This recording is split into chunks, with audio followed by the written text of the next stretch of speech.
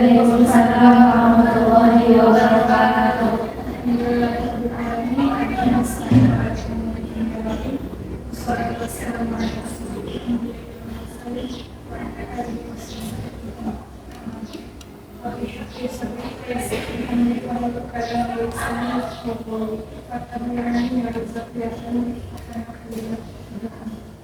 Gimana kabarnya? Sehat.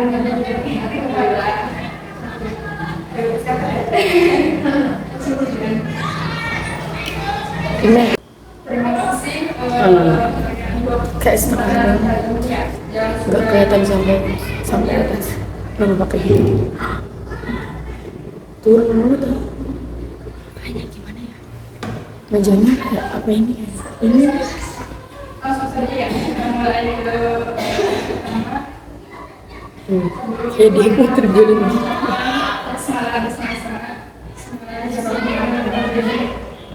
selanjutnya penyampaian tentang cara-cara ilmu hadis yang akan dijelaskan oleh Ega.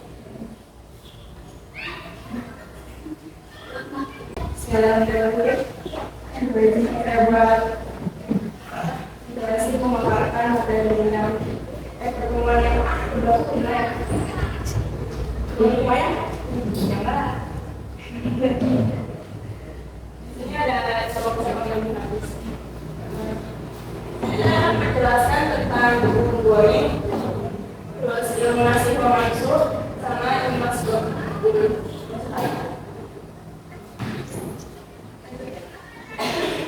Jadi ilmu buaya itu definisinya ilmu yang mempelajari makna kata hadis dari lafal yang sulit dan asing bagi kebanyakan manusia karena tidak umum dipakai orang-orang. Contohnya itu, salatlah berdiri dan barang siapa yang tidak mampu berdiri, hendaklah duduk, dan jika tidak mampu, hendaklah tidur di atas lambung. Kan maksud tidur di atas lambung itu nggak mungkin lambung siapa nih yang boleh tidur gitu kan? Maksud tidur di atas lambung itu tidur miring ke kanan. Oh iya, ada contoh lain juga yang saya dapatkan menceritakan kepada kami juga hal menceritakan kepada kami dari Zuhair dari bapaknya dari Abu Hurairah berkata Rasulullah bersabda sesungguhnya Allah merelakan 3 pada kamu sekalian dan tidak menyampaikan 3 hal dari kamu sekalian. Apa merelakan Allah pada kamu untuk menjaga Allah tidak menyekutukan Allah dan sesuatu yang berpegang teguhlah. Nah, berpegang teguhlah kamu sekalian pada tali Allah dan jangan kamu bercerai-berai. Maksud dari berpegang teguhlah di sini itu, berpegang teguhlah pada Allah itu meninggalkan perpecahan dan dahulukan mengikuti petunjuk Allah. Terus ada tujuannya untuk mengetahui mana kata-kata dalam hadis yang tergolong dhaif dan bagaimana metode para ulama memberikan interpretasi kalimat dhaif dalam hadis. Jadi di sini tuh kayak fungsinya menjelaskan kata-kata yang asing sebuah matan hadis yang asing gitu kayak tadi yang tidur di atas lambung sedangkan tidur pada kanan.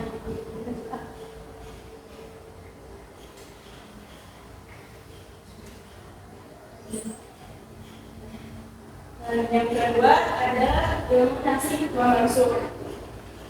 Definisi itu ilmu yang membahas tentang hadis-hadis yang menasah atau menghapus hukum dan yang dinasah.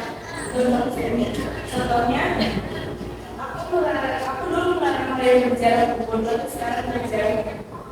Jadi dahulu tuh Rasulullah melarang kita untuk berjalan kubur. Alasannya pada zaman itu jalan kubur itu dilarang karena pada masa awal Islam adalah tradisi suku Arab pada zaman itu. Ziarah sering digunakan untuk mendewakan seseorang dan praktik menyekutukan Allah. Dan selain itu, ada berziarah yang berteriak, memukul badan dan menangis berlebihan.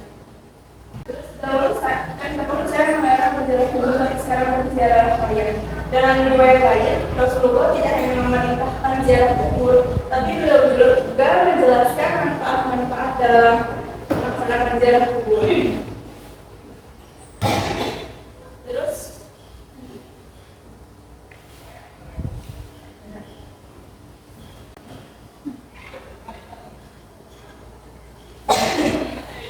tujuannya itu untuk mengetahui salah satu proses hukum yang dihasilkan dari hadis yang menasah dan dinasahkan, yang dihilangkan dan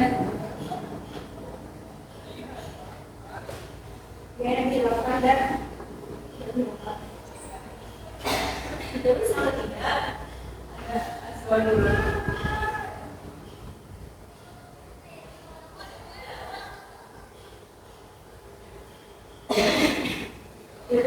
Definisi yang menerangkan sebab-sebab datangnya hadis dan beberapa hal terbelakang itu definisinya.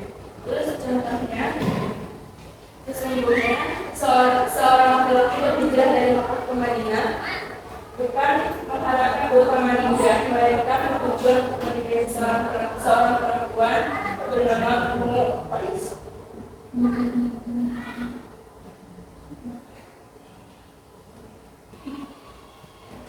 Terus contoh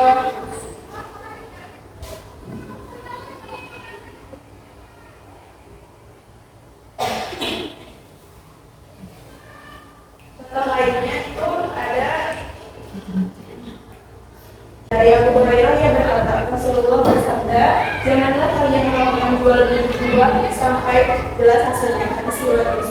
Asbab berurutnya Rasulullah tiba di Madinah, di mana kami biasa melakukan jual beli buah-buahan sebelum nampak bagus. Hingga kemudian Rasulullah mendengar ada orang bertengkar. Beliau bertanya, ada apa ini?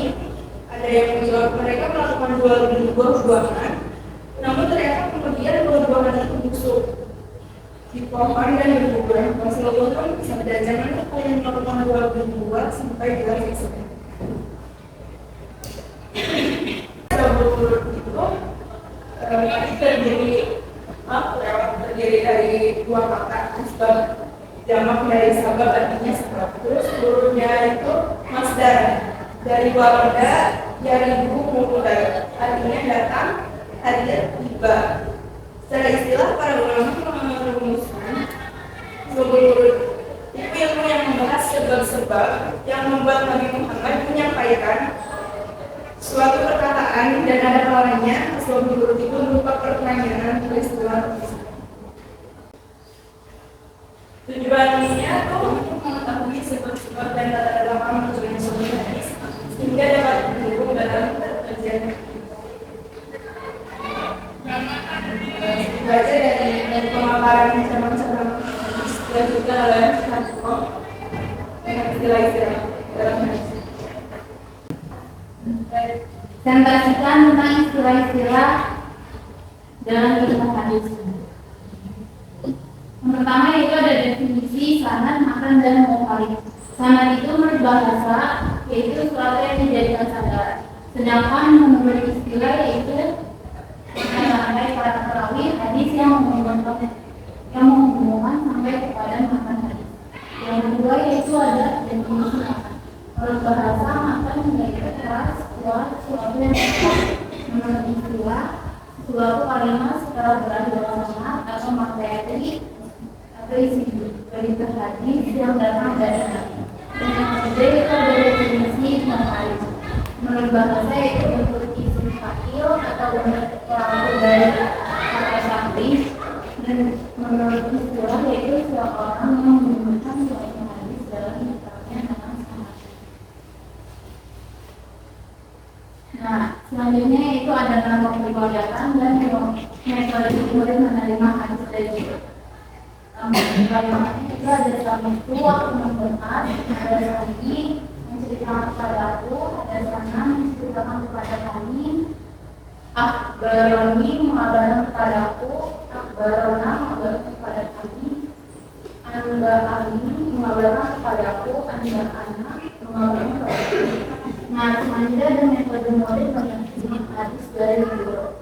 Yang pertama ada metode asama, artinya murid menerima hadis dari guru secara langsung. Dan yang kedua ada metode al-qiraah, artinya murid membaca hadis sekaligus diamalkan dan diluruskan oleh guru. Atau metode asama. Dan yang ketiga itu ada metode ijazah, yaitu guru memberikan izin kepada muridnya untuk meriwayatkan hadis.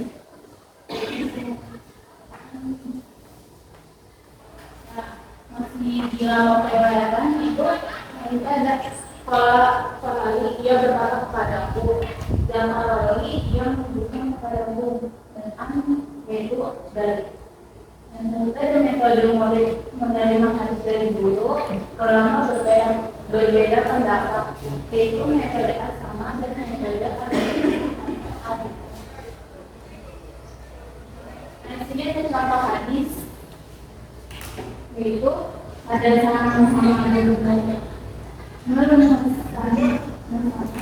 ada sana Abu Ahmad ada sana Umar bin Sa'id bin Abi Husaini ada sani Abu Amir Taubadin an Abi Hurairah radhiyallahu anhu ani Nabi sallallahu alaihi wasallam ma anzalallahu dalan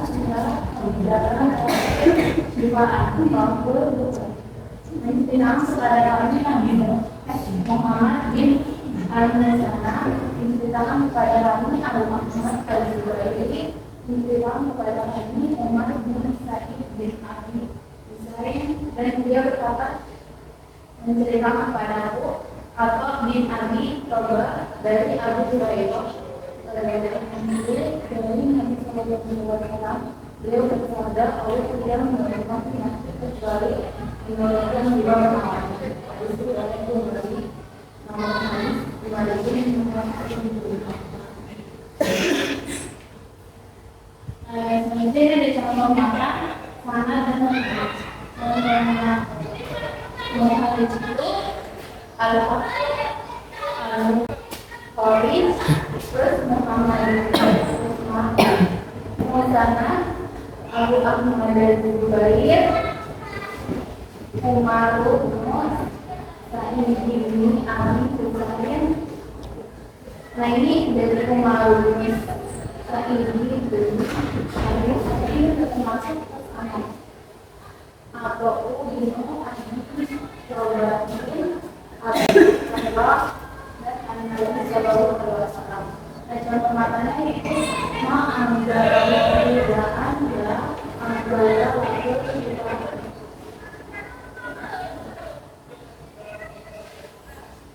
Nah selanjutnya ini ada definisi sahabat hari ini dan tadi. Menurut bahasa sahabat itu yang dari sahabat itu yang bermakna dari persahabatan. Yang beristilah itu orang yang bertemu dengan Nabi dan keadaan dalam Islam dan dalam Islam sekalipun bisa bongkar di tengah. Dan yang kedua ada definisi tabi'in. Menurut bahasa yaitu bentuk jama dari kata tabi atau tabi yang berarti orang yang mengikuti atau berjalan di belakang. Itulah orang muslim yang bertemu dengan seorang sahabat dan mati dalam keadaan dalam Islam. Dan yang ketiga adalah tabi'in. Menurut bahasa itu bentuk tabi'in dan menurut istilah orang muslim yang bertemu dengan seorang tabi'in dan mati dalam keadaan dalam Islam. Sebelum saya tutup, mari silakan ada yang mau bertanya.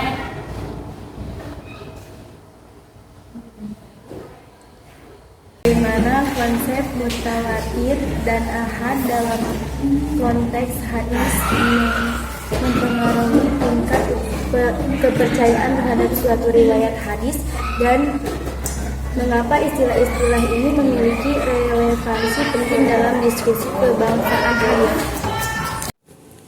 Apakah semua hadis memiliki asbabul wurud? Bagaimana jika hadis yang diriwayatkan oleh seseorang tidak ada sanadnya? Perhatikan ending ya.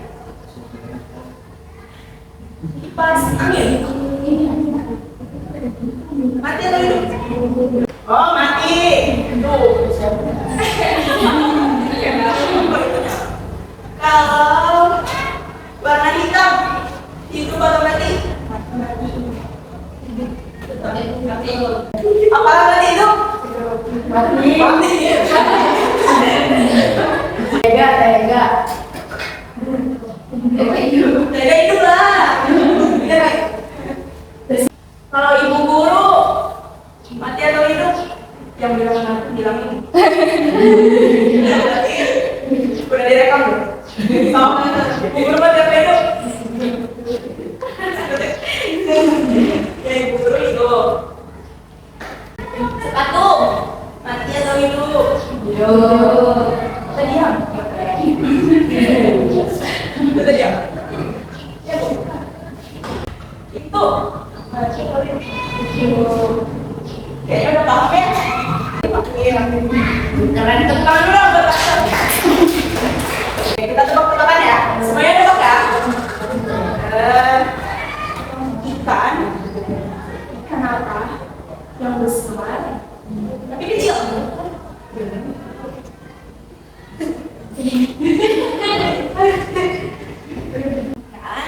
Ikan apa yang besar kecil?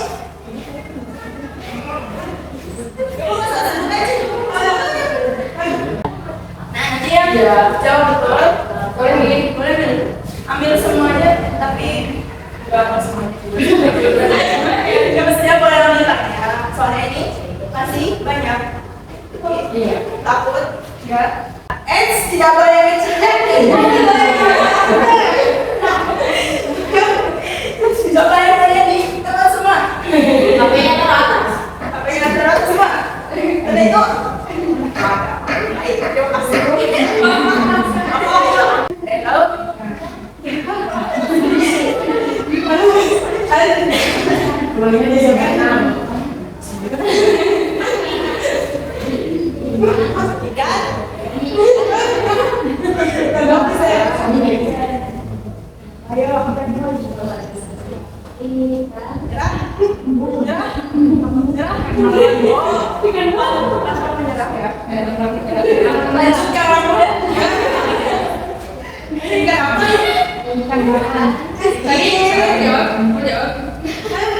Nyerah bilang ya.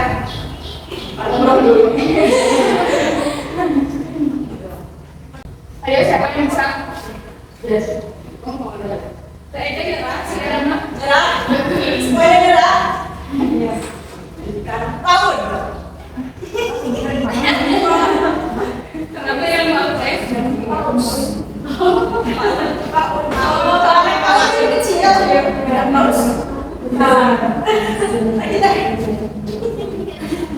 Ada yang jawab ya? Ada. Buah apa yang ditakuti oleh mahasiswa? Apa bu mahasiswa takut? Enak. Tapi kalau di apa dilempar durian takut? Duriannya sikatan ya. Apa? Durian itu karena ditakuti oleh mahasiswa. Jadi mahasiswa itu khususnya cowok ya. Semuanya belum mau bahas dulu saya. Kita jadi mahasiswa gitu punya pacar kan. Terus kenapa durian? Karena durian itu singkatan. Tahu kan? Makasih kenapa? Duriannya singkatan dari udah keren jadi.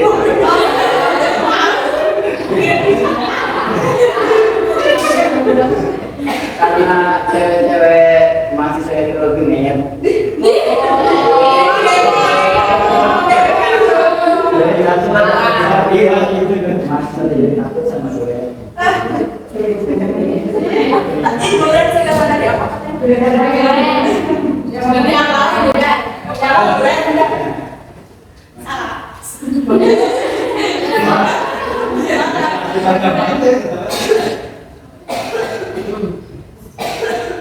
Yang buah apa yang ditakuti oleh mahasiswa? Jawabannya bentar dulu jangan. Oh belum. Jawabannya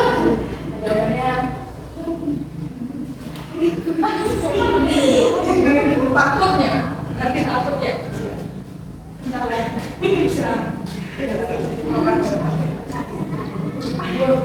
Ayo, ada wakil.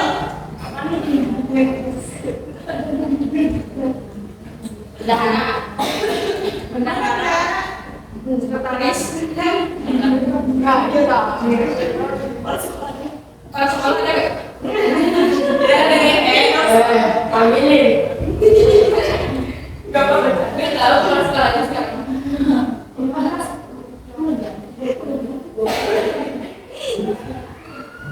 Ayo, masih banyak nih. Terus ada materi lagi. Terus enggak?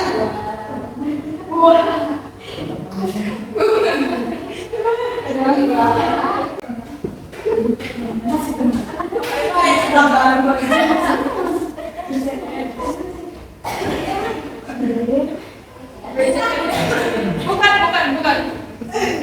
Dia besar banget. Bagus. Bukan.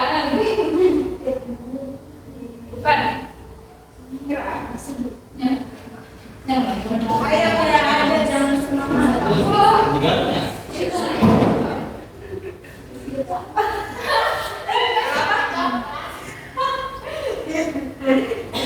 Manis.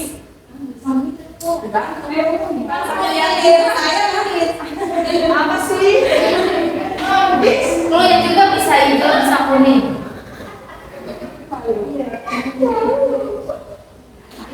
Kita pergi cermek.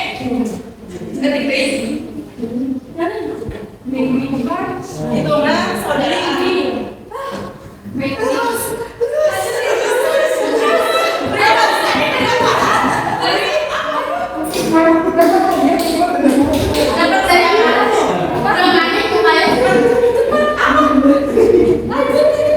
Maksud dari apa? Apa yang ditakuti oleh mahasiswa? Bantuan. Itu tempat beli. No.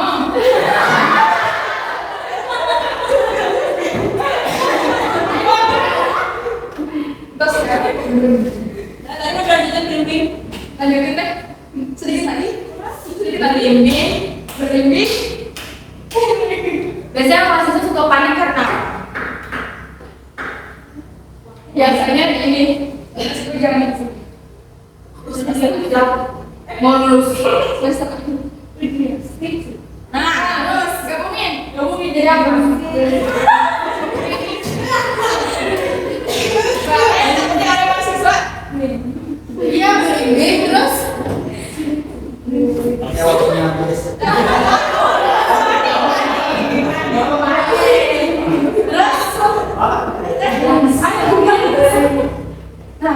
Berbimbing.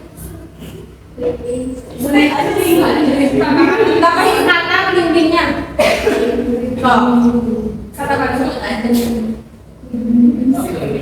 bimbing Yang minum biar apa? tambahin kata kamu dibuat ke bimbingnya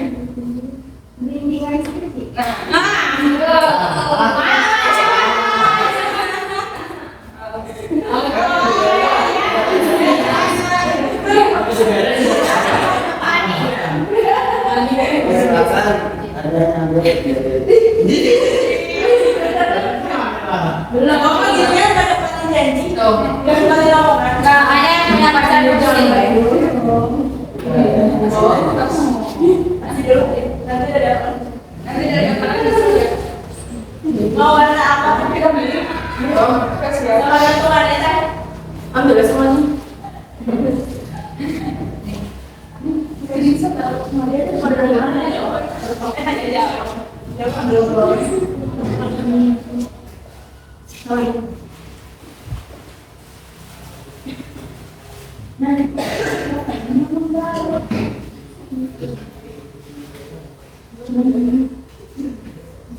kita langsung jawaban dari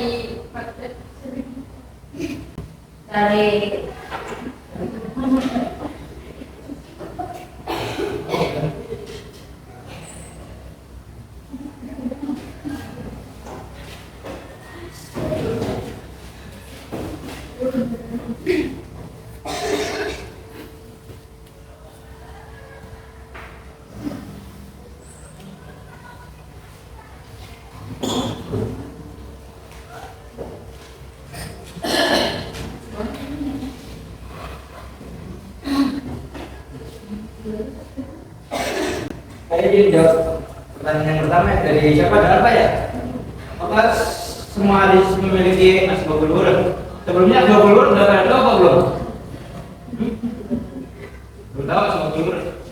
Asbabul wurud itu asal-usulnya turunnya hadis menyebabkan apa diteruskannya hadis itu karena peristiwa apa gitu. Nah, jawabannya itu tidak semua hadis itu memiliki asbabul wurud karena setiap hadis itu memiliki asbabul wurudnya tidak terlaksanya asbabul wurud. Soalnya masih para ulama-ulama juga sedang mencari terjadinya asbabul wurud itu.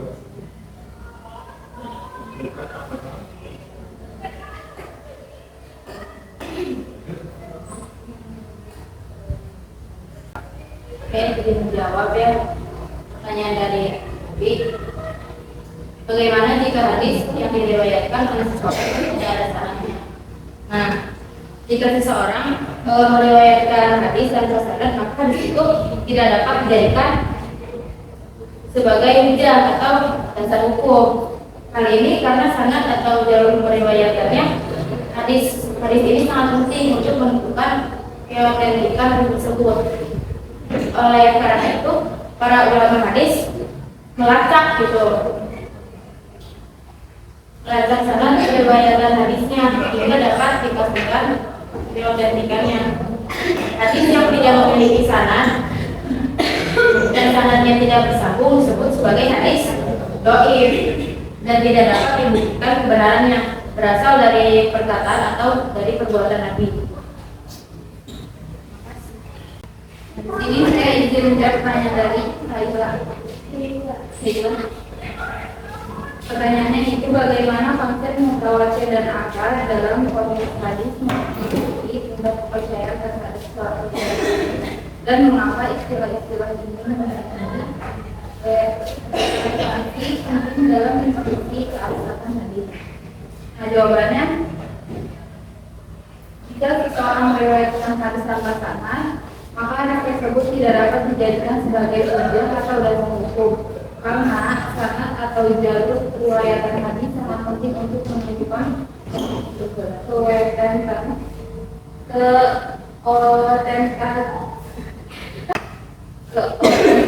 hadis tersebut. Para ulama hadis selalu berusaha untuk melacak sanad riwayatan hadis hingga dapat dipastikan keautentikannya. Hadis yang tidak memiliki sanad atau sanad yang tidak bersambung disebut hadis dhaif dan tidak dapat dibuktikan kebenarannya berasal dari perkataan atau perbuatan. Itu juga masih. Alhamdulillah materi dari depan sudah selesai. Kurang lebihnya mohon maaf ya dari kami. Apabila dilakukan hidayah. Assalamualaikum warahmatullahi wabarakatuh. Waalaikumsalam warahmatullahi wabarakatuh.